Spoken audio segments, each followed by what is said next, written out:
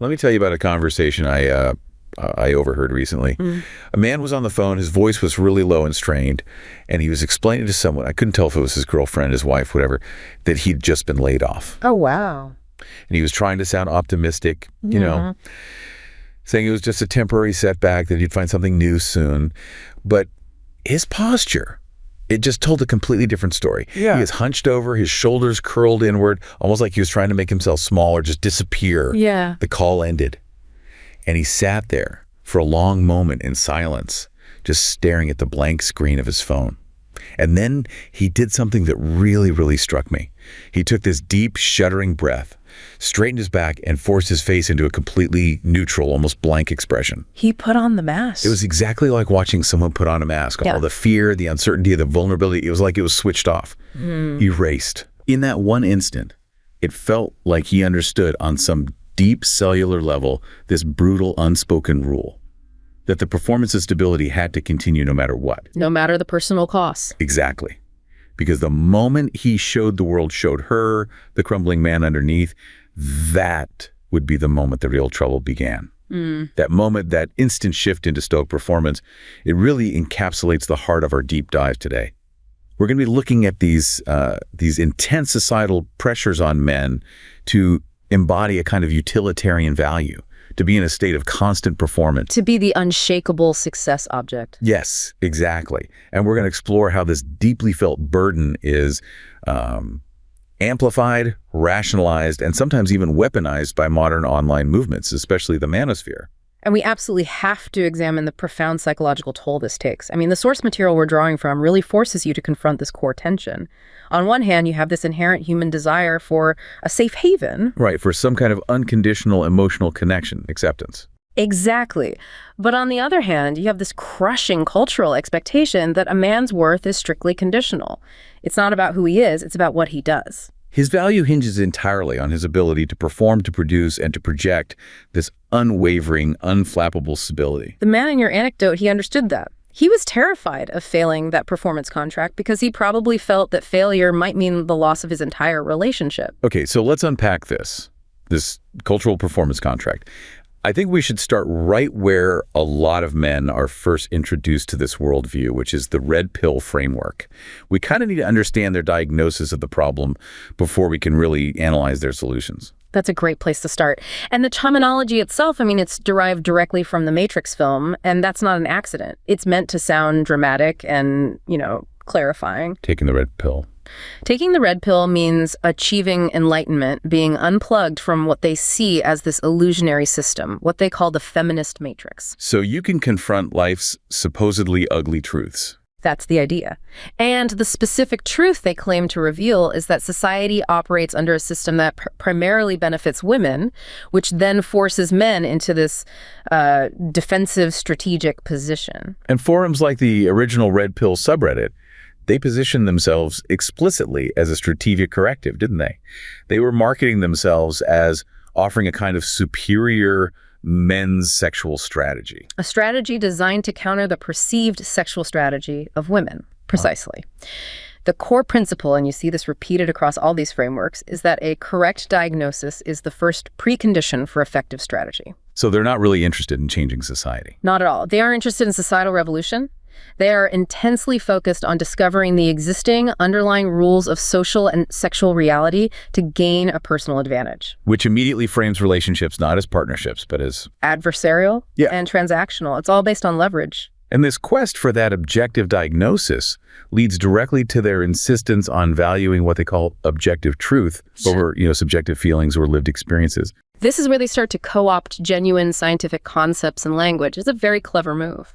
They claim to have discovered this objective truth through the appropriation of evolutionary psychology, or EP. Yes, and they elevate evolutionary psychology to a position of almost universal, unquestionable scientific authority. And this is a really crucial intellectual maneuver. Why is that so crucial? Because it allows them to dismiss other sociological and academic fields like feminism, gender studies, even large parts of mainstream psychology as just non-scientific data. They're saying those fields are politically motivated and shouldn't even be part of the discussion. Exactly. They get excluded from any serious consideration. So if EP is their sole source of truth, well, that really narrows the field of acceptable ideas. So, okay, what is the core theory they then extract from EP? What's the main takeaway? The core theory relies very heavily on specific and, I should say, very particular interpretations of EP to posit these fundamentally divergent reproductive interests between men and women. So, for example? Well, they focus a lot on parental investment theory.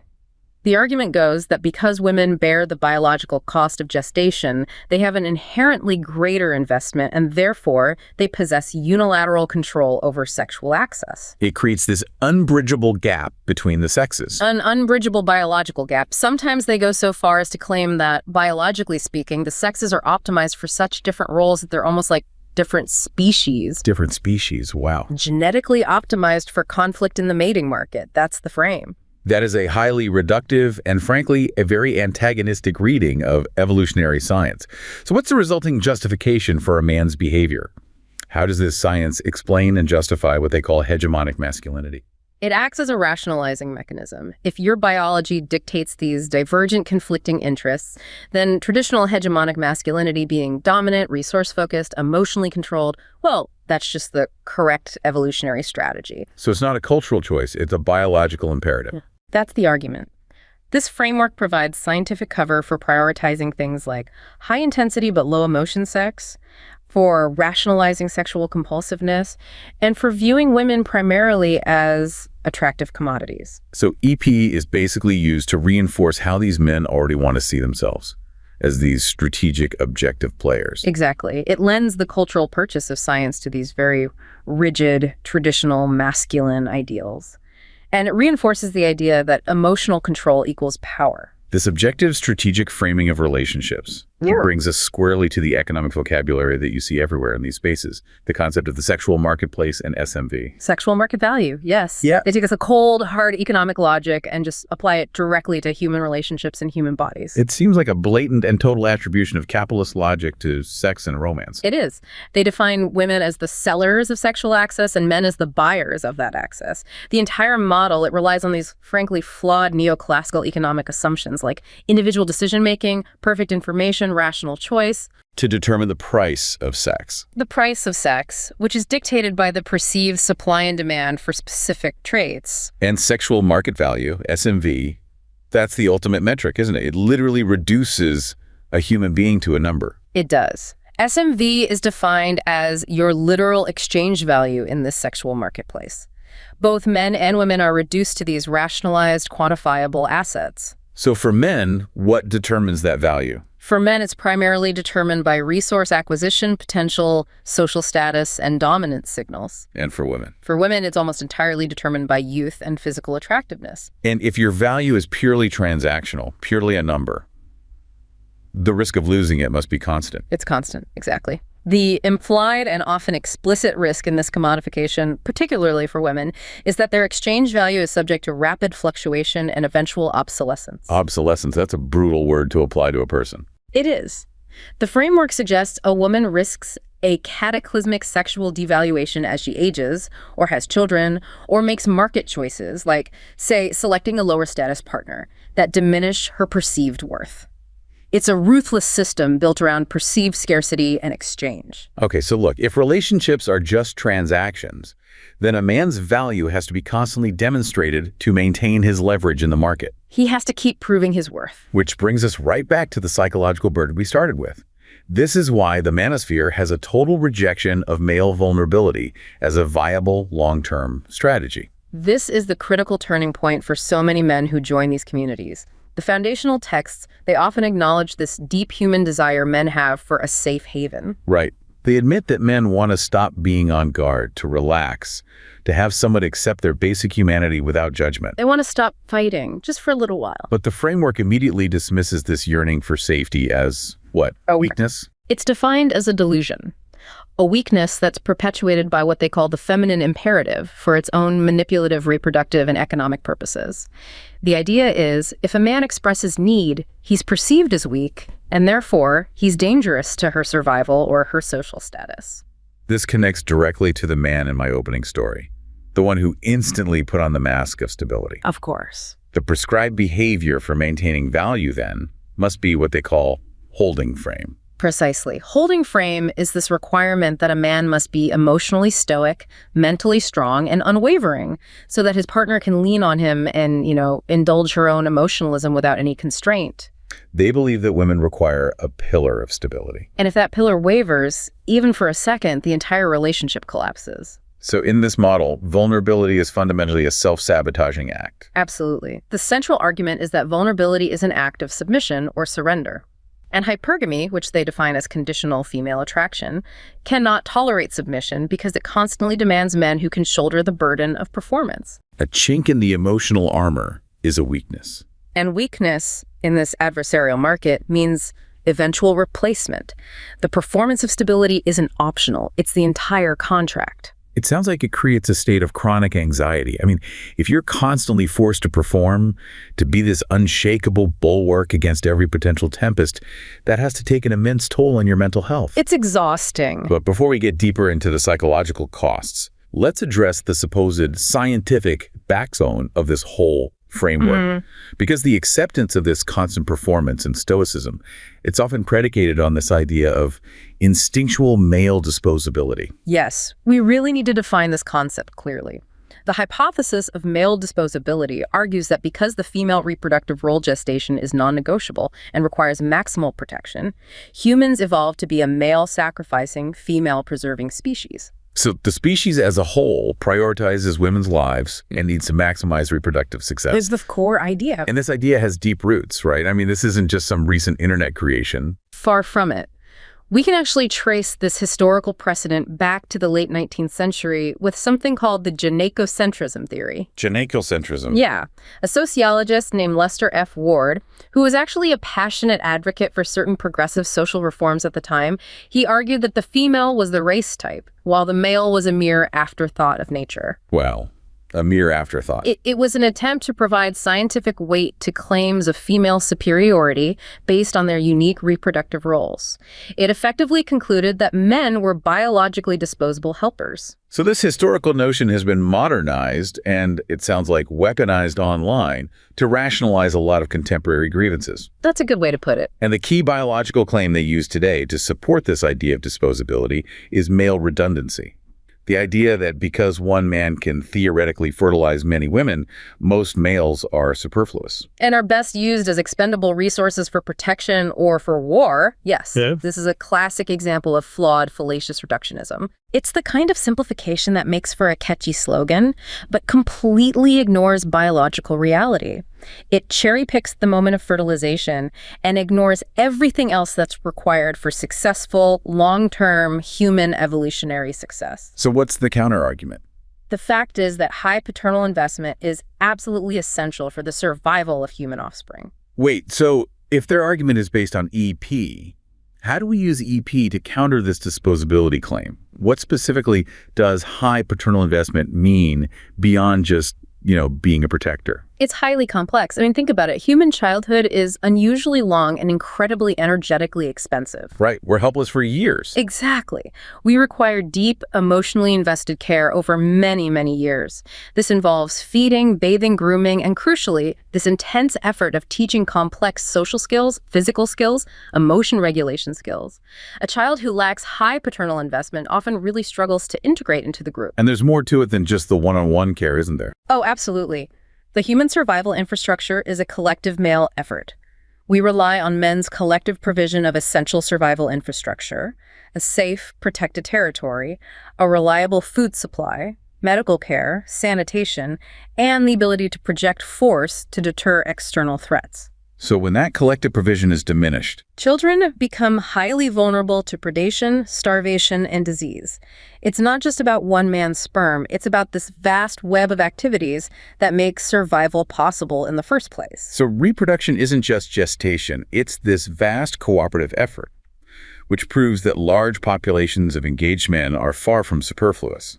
Their contribution, though different from gestation, is equally necessary for the group's evolutionary success. The female reproductive role is clearly important, but it's not more important. Exactly. It is no more important than the myriad of other cooperative activities required by both sexes to ensure the next generation actually makes it to adulthood.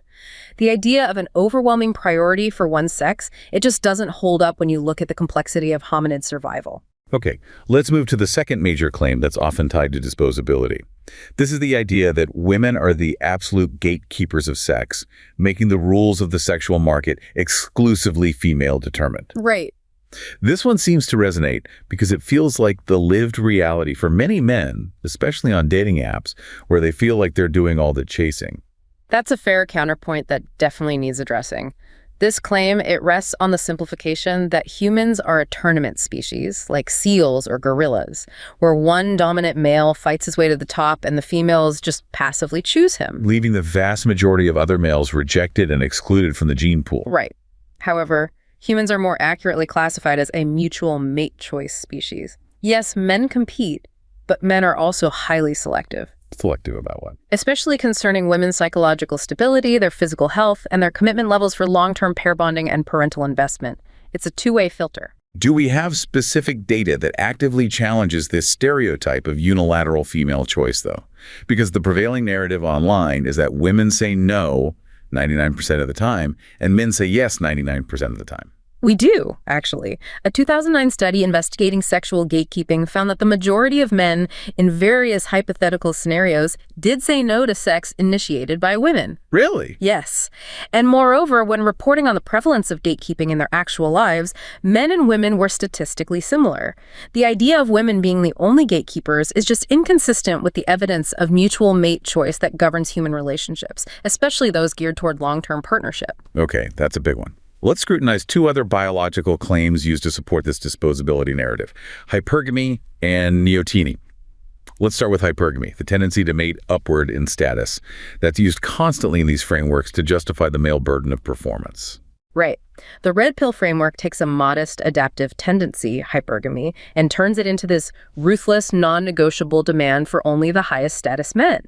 Now, adaptive hypergamy, which is, seeking a reliable partner who can provide slightly more resources, that's a trait found in both sexes, and it has a legitimate evolutionary function. But the extreme status-seeking behavior we see today, the whole man and finance demand, what's driving that if it's not just simple evolution? We'd argue that this extreme status seeking might be driven less by modest adaptive hypergamy and more by the rise of what researchers call cultural narcissism. Cultural narcissism. Especially in affluent, highly individualistic societies. So how does narcissism differ from adaptive hypergamy? Can you break that down for us? Sure. Narcissism as a dominant mating motive is arguably maladaptive. It involves an overestimation by individuals of their own attractiveness and desirability as they seek only the highest value partners, often to validate their own self-worth. And if the true goal of a species is reproductive success. A behavior pattern that leads to fewer children, and we're seeing plummeting birth rates alongside this extreme selectivity, is not adaptive. True, modest hypergamy is a prudent choice. Cultural narcissism is a status-seeking motive that's linked to dysfunctional, high-maintenance relationships. That's a really important distinction. One is adaptive and modest. The other is maladaptive and exaggerated by culture. So now what about neoteny? The prioritization of childlike features in women. Right, which is often claimed to be biological proof that women evolved to be universally protected and men, did not. The premise is that neotenous features, large eyes, smooth skin, small jaw, stimulate men's protective instincts. And since men lack these features, they're not similarly prioritized, which makes them disposable. While neotenous presentation is indeed an attractive factor, the modern exaggeration of it, which is what the Manosphere focuses on, is largely explained by a learned artifice. Artifice, like cosmetics and surgery. Precisely. Cosmetics, youthful clothing, and medical procedures are all learned techniques. They're used to hack the human nervous system, eliciting a protective and sexual response far above and beyond what naturally occurring neoteny would ever achieve. So if the effect is largely achieved by modern learned artifice, it significantly weakens the argument that this is some pure, immutable biological endowment that necessitates male disposability. It sounds like the entire foundation of instinctual male disposability just collapses when you look past the initial simplified black and white claims. It's much more nuanced than the slogans suggest. So what was the actual organizing principle for human survival if it wasn't gynocentrism? The conclusion is that human survival was absolutely dependent on cooperative effort within the family and the group, not a women-first mandate. Protection and provision were based on the shifting needs of family members' children, the injured, the frail. It was a prioritization based on functional necessity, not gender hierarchy. We even have survey data that supports this. It shows that when people consider traditional scenarios, like who a man would assist out of a burning house first, the responses overwhelmingly prioritize young children. Right. Followed by frail elder grandparents over able-bodied adults, regardless of their gender. That strongly reinforces the idea that priority is given to the member with the greatest need at that moment. The protection men offered was typically balanced by commensurate gestures from women and other family members. It operated on an all-for-one and one-for-all principle. So the alleged scientific rationalizations of male disposability? They appear to be, at best, a highly selective reading of science, used to normalize the neglect of male issues today. The underlying biological argument for the burden of performance is demonstrably flawed then. But the internalization of that burden is brutally real. Oh, absolutely. We need to explore the deeply felt experiences of men who try to be vulnerable in relationships and are then subsequently punished or invalidated for it. This is what feeds the cycle of stoicism and silence the Manosphere capitalizes on. And the reports are so consistent across all kinds of demographics and communities. When men finally overcome their internal conditioning and they attempt to open up, to express a deep need or insecurity or sadness, they frequently face emotional invalidation. They're told things like their feelings can't be what's really going on. Or that they are simply overreacting. And if they push back, if they try to correct their partner's assessment of their own internal state, then they're accused of being argumentative or nitpicking. This process, it fundamentally questions the legitimacy of their own emotional reality. It tells the man, your feelings are wrong, and trying to assert them is hostile. That's devastating. It reinforces the core lesson the Manosphere preaches. Emotional expression is a liability. And this invalidation, it usually starts really early in life, right? You can trace it back to childhood trauma. Absolutely. The retreat into silence often stems from the early invalidation of boys' emotions. Hearing things like, big boys don't cry, or do you need a reason to cry, from a parent. Or witnessing parental volatility, like a mother who becomes overwhelmed or angry when her son shows fear. It teaches men this powerful fundamental lesson. Emotional expression leads directly to pain, rejection, or vulnerability. So withdrawal becomes a necessary survival mechanism. It does. And the sensitive boy who attempts to develop a healthier alternative masculinity in childhood, he finds that when he exhibits this sensitivity as an adult, say, by expressing vulnerability to a romantic partner, it is often met with distrust. It can be insulted or perceived as manipulation. Or just invalidated as some creepy mask he's wearing to achieve a different end. The system punishes both bottling it up and honest expression. It's a trap. That psychological trap, it leads us to a highly relatable experience that gets discussed frequently online. The concept of the banging pants problem, and an intense form of emotional deterrence. This phenomenon is absolutely central to why men stop expressing low-level needs. Imagine a man brings up a mild issue, maybe a repetitive annoyance or a stale sex life or just a need for more quality time. Instead of engaging in a measured discussion, the partner responds with an intense, multi-day emotional meltdown. This can involve loud sobbing, visible mood shifts, the complete silent treatment, or withdrawing all affection. And the analogy is that if a roommate immediately ran into the kitchen and started banging pans together loudly for days every time you mentioned a minor issue, you would naturally stop mentioning issues. Exactly. The man learns to associate emotional expression with intense, exhausting chaos. The resulting emotional disturbance is so disproportionately intense, a 3-day meltdown over a request to clean up a recurring mess, that the inner turmoil of just bottling things up seems mild in comparison. The entire relationship game changes. It's no longer about seeking happiness and mutual fulfillment. You enter survival mode, and you're simply trying to prevent the next explosion. It's a form of operant conditioning. And crucially, after that multi-day meltdown, the partner often returns, ready to talk, saying they just needed time to process. But the man is left completely traumatized by the intervening days of emotional volatility. That is the core of the deterrent. Regardless of the partner's conscious intent, even if they genuinely feel distressed, the explosive reaction functions as an incredibly strong deterrent. The man is being systematically trained to accept that the cost of setting a boundary, or expressing a need, or initiating a conflict is just too high. This realization also forces a crucial parity shift in how we view emotional expression, doesn't it? It raises an essential and rarely discussed question. From the perspective of the person on the receiving end, what is the difference between a partner getting explosively angry and a partner getting explosively sad and withdrawn? Both are highly traumatizing. Exactly. Society rightly validates the trauma experienced by women whose partners display explosive anger. However, men who experience the banging pens reaction are often invalidated, told they can't handle her emotions. And the realization for many of these men is that they shouldn't be expected to handle her emotions when those emotions, regardless of their source, become a form of psychological deterrent. Or, as some sources term it, emotional terrorism. The constant expectation for a man to have a finely tuned sense of emotional control, while the partner's emotions are treated like floodgates, is inherently unfair and traumatizing. When a man is constantly forced into this survival mode, it has to change how he processes the world. This intense, unpredictable emotional landscape, it leads directly to the concept of hypervigilance. And shockingly, its connection to complex post-traumatic stress disorder, or CPTSD. That's a serious clinical diagnosis. It is, and the observation is startlingly consistent. Many of these shared experiences of systemic emotional neglect, from childhood invalidation to adult relationship deterrence, they closely resemble textbook CPTSD. So men who grew up in emotionally abusive, unpredictable households. Perhaps with parents who had high conflict or emotionally volatile personalities, what are clinically referred to as B-cluster personality characteristics, they learned very quickly that being able to read subtle facial expressions and verbal cues was a matter of physical and psychological survival. They become these hyper-aware masters of emotional reading, which, sounds like high emotional intelligence. That should be a good thing. It's a survival mechanism, but it's a tremendous curse in stable civilian life. It leads to chronic, relentless anxiety because they are always scanning the room for signs of potential conflict, criticism, or disapproval. If they see anyone who is even mildly upset, they immediately brace for the worst-case scenario.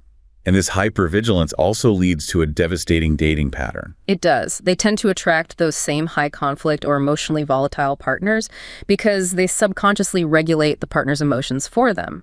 They provide this immediate, rare glimpse of solace and stability that no one else can provide to that unstable partner. Which raises the terrifying internal question for the hypervigilant man. Is this person emotionally stable?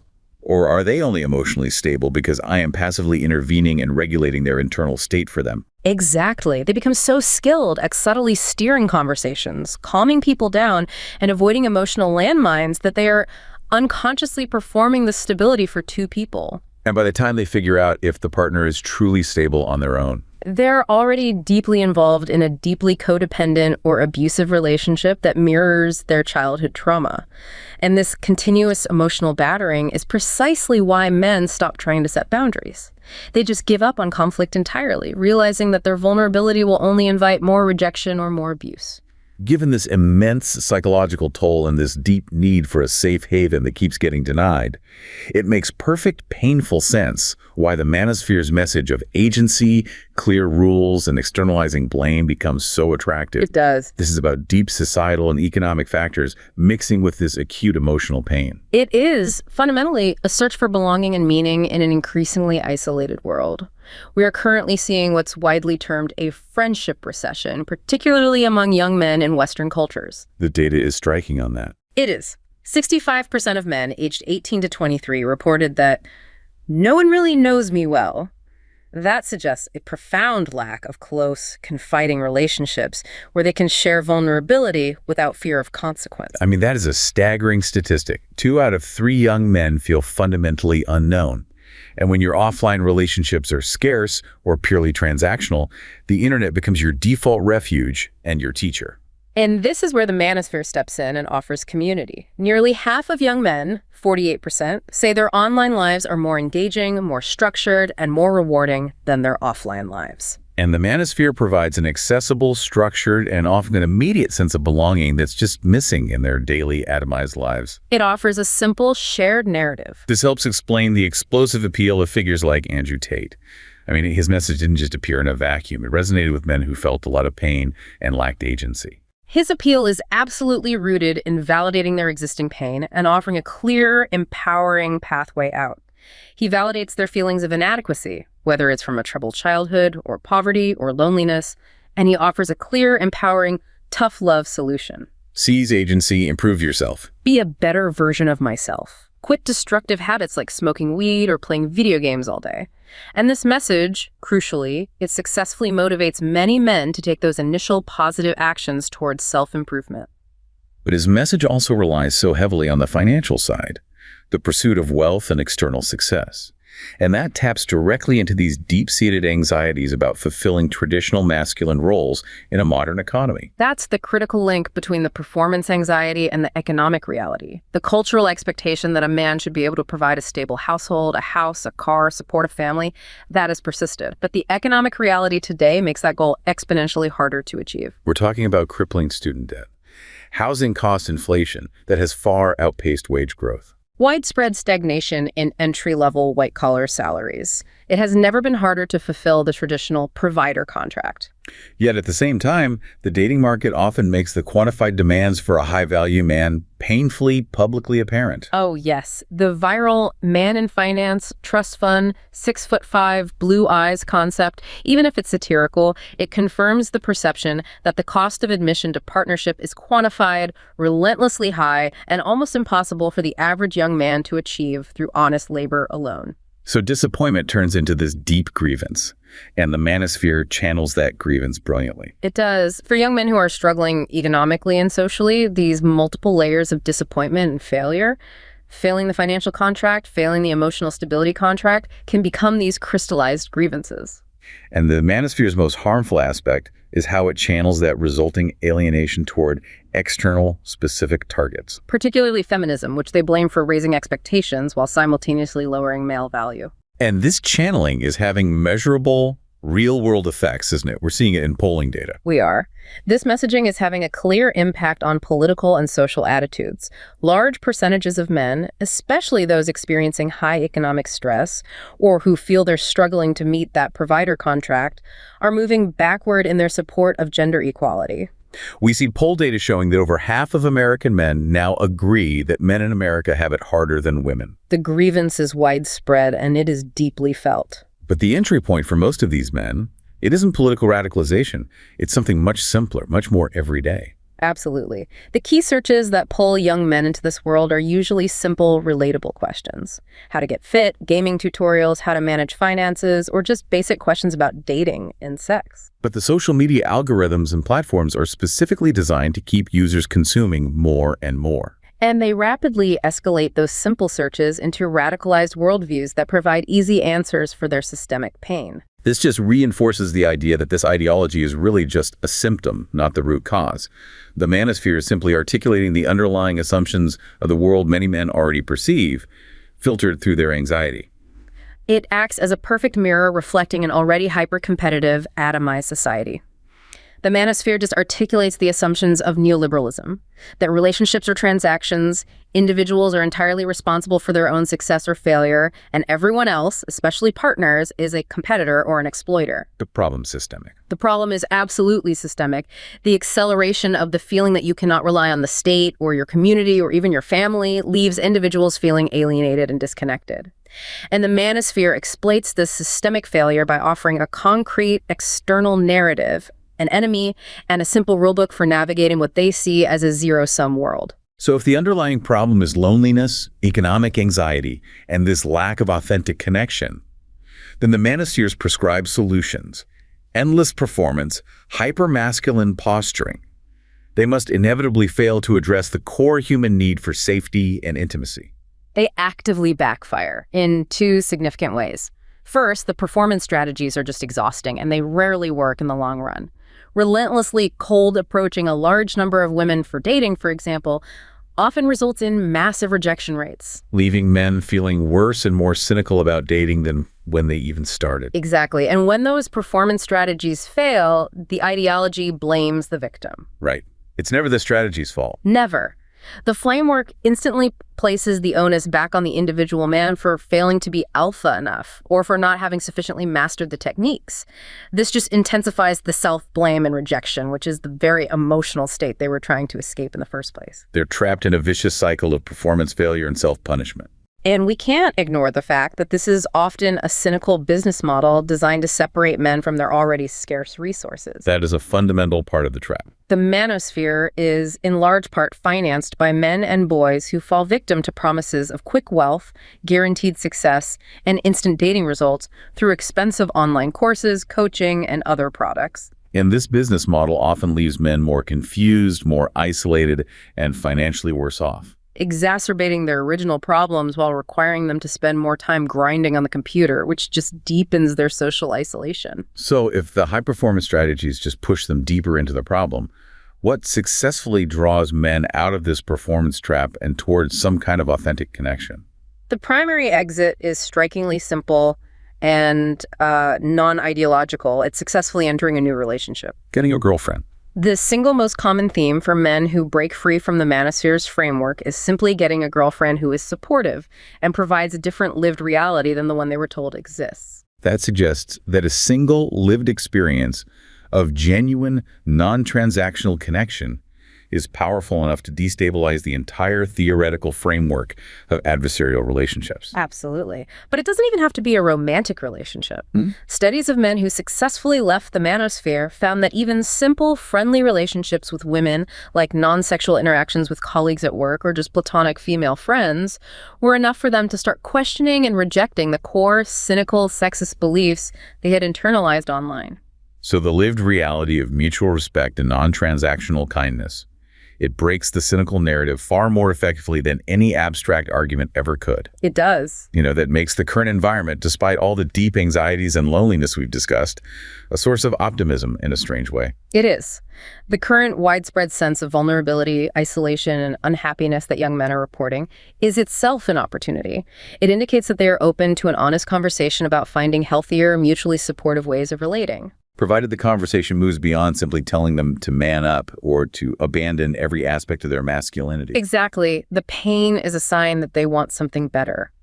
This whole deep dive, it really highlights a profound duality, doesn't it? On one side, you have this intense cultural conditioning for men to be disposable success objects. And that's ruthlessly reinforced by a vicious cycle of emotional punishment when they attack honesty or vulnerability. Yet the very thing that initially pulls them toward the manosphere, this profound human pursuit of a genuine non-conditional connection, is the same force that offers a pathway out of the performance trap. And we must realize the goal is not merely replacing the stoic performing bulwark with someone who's just constantly emotionally available in some unbalanced way.